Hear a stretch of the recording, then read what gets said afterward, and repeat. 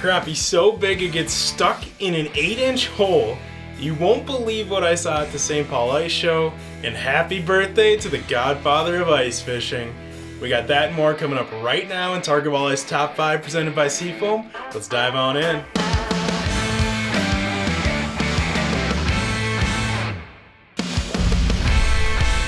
My buddy Jay Siemens might be onto something, and it brings a whole new meaning to the term hole hopping.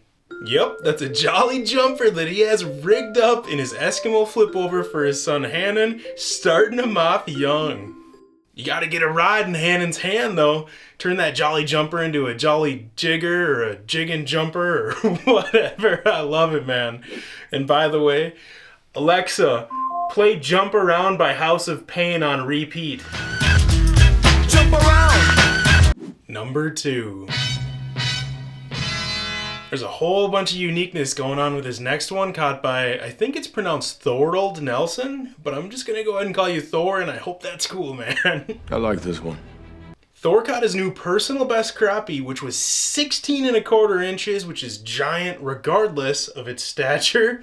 And stature this one had, it was so tall that it actually got wedged and stuck in an 8-inch hole, and they had to squeeze it out of there. I loved the caption under Thor's pic. He said, "I'm fully convinced that this fish has been swimming around since the Cretaceous period." I don't know, man. I'm thinking I'm gonna have to go with late Jurassic because I'm getting some serious Stegosaurus vibes. He said he was actually targeting walleye that morning, but he knew he had a shot at a serious slab. He was set up in 20 feet of water on a point that extends out to the deep main basin on the lake. He was using a 1/4 ounce Northland buckshot coffin spoon tipped with a minnow head. Caught himself a fish of a lifetime. Congrats, man, and you might be the only person in the world who needs a 10-inch auger for the size of crappies that you catch. Number 3. And the winner of Best Dressed at the St. Paul Ice Show is, drum roll please, Northern Minnesota guy Jason Durham, and pictures seriously never do his get-ups justice. By the way, Scott's caption under that post said, "Free candy from a strange man? Yes, please." And of course, bonus points for that Clam Pinhead Pro spoon tie that he had. I think we all know what color Jason will be tying on first. Glow Wonder Bread, baby. I got to chat with Jason for a little bit while I was down at the show again this year, and man, his passion for this industry is just so dang contagious.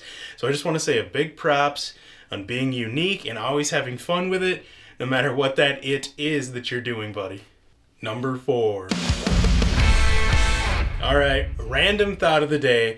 Ice fishing is just like fantasy football. Usually you come into the matchup with lofty expectations, and you end up leaving mostly just embarrassed with your team's abilities that day. I mean, once in a great while, the stars align, you're feeling on top of the world, but usually you're just holding on, hanging on for dear life. You might not know this, but I'm actually obsessed with fantasy football. I've been playing for over 12 years now, and I've got a pretty decent track record in the handful of leagues I hop in every year. But this year has just been brutal. In most leagues, this is the last week before playoffs. Hopefully you've already clinched a spot. If you have, I'm happy for you. I really am. But if your season's going anything like mine, it's do or die time, and the only way to make it in is you have to win this week. So I just want to say good luck to everybody out there riding the fence this weekend. Unless you're my buddies Brian Guerin and Ryan Hansen, then you fellas are going down. Number 5.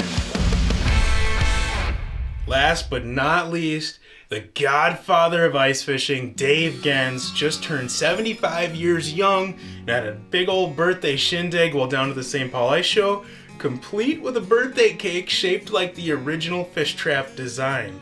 How cool is that? I think the scariest job in the world would be having to carry that cake from some random parking ramp in downtown all the way to its final destination without tripping. Do not sign me up for that job. I believe it's been 42 years since Dave's original creation of the Fish Trap Flip Over Shack.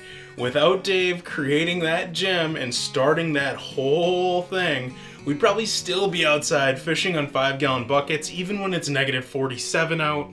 Dave completely changed the sport of ice fishing. It's tough to even imagine where the ice industry would be without all that Dave has done. So huge thank you, Dave, and happy birthday from all of us.